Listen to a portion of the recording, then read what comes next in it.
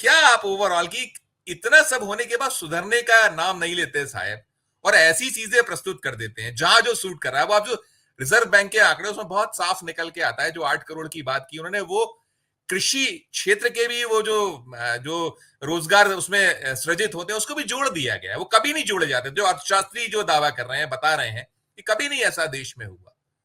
6 करोड़ से कुछ ज्यादा आंकड़े वहां जोड़े गए, 6.5 करोड़ के आसपास आंकड़े, और हरदीप पुरी जी ने 12 करोड़ कह दिया। आपकी प्रतिक्रिया मीनू जी? संजीव जी, दरअसल उसमें मजदूरी को जोड़ दिया गया है। मजदूरी, किसान, यस यस, किसान पे खेत करने वाले मजदूर, उनको जोड़ दिया जी गया जी उसमें। जी जी जी जी। अनम्यूट कीजिएगा, अनम्यूट कीजिएगा, अनम्यूट। देखिए, ये सरकार बेरोजगारी को लेके हमेशा से इस तरीके के झूठ बोलती आई है। अभी आप जिन विधायक महोदय का जिक्र कर रहे हैं, जो पंक्चर लगाने की सलाह कर रहे हैं, ये भाजपा में नई बात नहीं है। अगर आपको याद हो, दर्शकों को भी बखूबी याद होगा, बिप्लब देव जब त्रिपुरा के मुख्यमंत्री बने थे, तब वो युवाओं को सजेशन दे रहे थे कि भाई तुम सरकारी नौकरी के पीछे भागने के बजाय बेहतर होगा पान की दुकान खोलो, 5 साल में 5 लाख रुपया कमा लोगे, या गाय पाल लो। बोले 10 साल में 50 लाख रुपया कमा लोगे, 50 रुपए लीटर दूध है। उन्होंने इतना तक युवकों को सलाह दी थी कि आप सरकारी नौकरी के पीछे मत भागो। तो इनको क्या है कि ये मोदी जी ने कहता है ना, पकौड़ा तलना भी रोजगार है, पकौड़ा तलना रोजगार है। उन्होंने पकौड़ा तलना, इन्होंने पंक्चर का मतलब क्या है, आप इसके पीछे की एक और मानसिकता है कि आप ये देखिए कि पढ़े लिखे लोगों को ये डिमीन करने का तरीका, उनको दिखाने का कि तुम्हारी जो शिक्षा दीक्षा है ना, ये इसी लायक है। मतलब इनको पढ़े लिखे लोगों के प्रति सम्मान ही नहीं है। मैं ये नहीं कह रही हूँ कि पंक्चर लगाने का काम कोई सम्मानित काम नहीं है, या पकौड़े तलने का काम सम्मानित काम नहीं है, वो भी है, वो भी करने वाले चाहिए लोगों को। लेकिन है क्या कि अधिकतर लोग मजबूरी में जाते हैं, जो पढ़े लिखे लोग हैं। जो आप गुजरात की इसका जिक्र हो रहा है, जहाँ पे वो रेलिंग भी टूट गई, मतलब एक प्यून के पोजीशन के लिए, और इतनी भयानक टूट के पड़ी है भीड़, तो आप स्थिति करीब समझिए ना कि वो पढ़े लिखे लोग हैं, उसमें बता रहे हैं कि कई पोस्ट ग्रेजुएट लोग भी थे। तो ये इनको आज की बात नहीं है। ये आपको ध्यान होगा कि 2019 में जिस वक्त आम चुनाव जो बिल्कुल परवान चढ़े हुए थे, उसी वक्त आंकड़ा आया था कि भाई इस देश के अंदर 45 सालों में सबसे भीषण बेरोजगारी की स्थिति है। लेकिन सरकार ने उन आंकड़ों को बाहर नहीं आने दिया था चुनावों की वजह से। जो विपक्ष था, कांग्रेस सरकार, उसको लेके काफी हमलावर हुई। कांग्रेस की पार्टी जो थी बहुत हमलावर थी उसको लेके, लेकिन क्योंकि उस वक्त कांग्रेस खुद कमजोर पिच पे खड़ी थी, तो किसी ने ध्यान नहीं दिया। लेकिन उन्हीं आंकड़ों को 6 महीने बाद इस सरकार ने ओपनली एडमिट किया कि यस, 45 साल में सबसे भीषण बेरोजगारी इस देश के अंदर है। तो 8 करोड़ की बात कर ले या 12 करोड़ की बात कर ले, उससे कोई फर्क नहीं पड़ता। आप 50 करोड़ की भी कर सकते हैं, लेकिन जनता को आपकी बात पे विश्वास नहीं हुआ। अगर आपके 8 करोड़ रोजगार होते या आपके 12 करोड़ रोजगार दिए होते आपने, तो जनता आपको 240 पे क्यों रोक देती?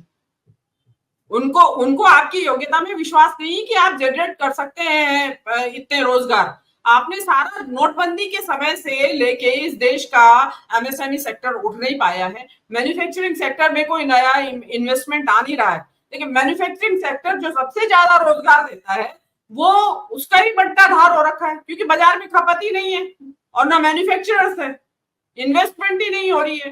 तो कहां से आप लाएंगे? कि जिस वक्त हिंडनबर्ग की रिपोर्ट आई थी, अगर आपको ध्यान हो, उस वक्त एक आंकड़ा आया था, आई डोंट नो वेदर ये बिल्कुल करेक्ट है या नहीं है, कि अडानी जो है नंबर 1 के तो अमीर है, लेकिन महज 23,000 लोगों को नौकरी है उनके यहाँ। ये एक आंकड़ा तैर रहा था सोशल मीडिया के ऊपर। क्यों? क्योंकि वो ऐसे सेक्टर में है जहां की मैन्युफैक्चरिंग होती नहीं है। सारा उनका सर्विस सेक्टर उनके हाथ में है। कोई सा भी सेक्टर हो, उसमें सर्विस सेक्टर है, सर्विस सेक्टर में डेफिनेटली आपको बहुत ज्यादा लोगों को आप एम्प्लॉय नहीं करते हैं। तो ये जो सरकार है, इनको मैन्युफैक्चरिंग में हमें क्या करना चाहिए, क्या नहीं करना है, उस पर ध्यान नहीं है। इनको तो make in India, take in India, dance in India, skill in India, इन चीजों की तरीके की जो जुमलेबाजी है वो करने से फुर्सत नहीं है। लेकिन पब्लिक अब समझ रही है। पब्लिक को इसमें आप क्यों रुझान जा रहा है विपक्ष की तरफ? आज राहुल गांधी ने उनको जो यूथ है उसको एक आशा की किरण क्यों दिखाई दे रही है? क्योंकि वो रोजगार की बात कर रहा है और उसके रास्ते दिखा रहा है, खाली बात नहीं कर रहा है। वो एक उसको रोड मैप दिखा रहा है कि भाई हम इस तरीके से रोजगार जनरेट करेंगे।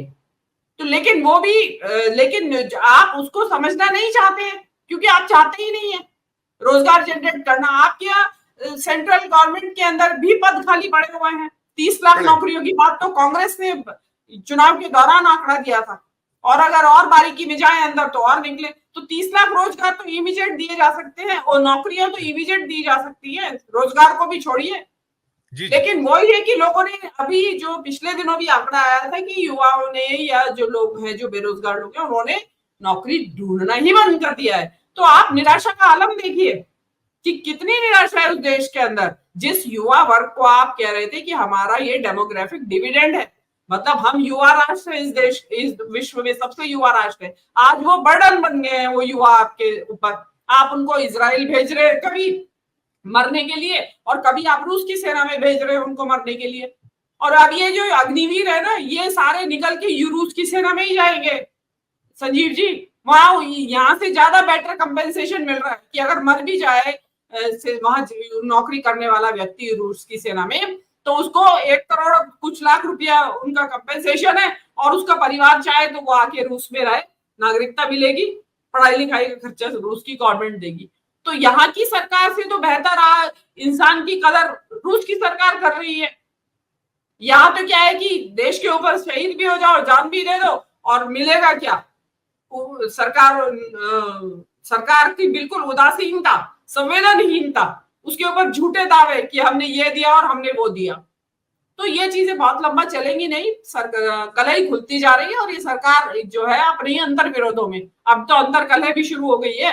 अब वो देखेंगे वो अंतर कलह कहाँ ले जाएगी, बाहर से बेरोजगारों का दबाव और अंदर पार्टी का दबाव। तो ये चीजें देखते हैं। एक कहा जी, मेरी तो एक ही प्रतिक्रिया है कि भाई कुर्सी है तुम्हारा जनाजा तो नहीं, कुर्सी है तुम्हारा जनाजा तो नहीं, कुछ कर नहीं सकते तो उतर क्यों नहीं जाते?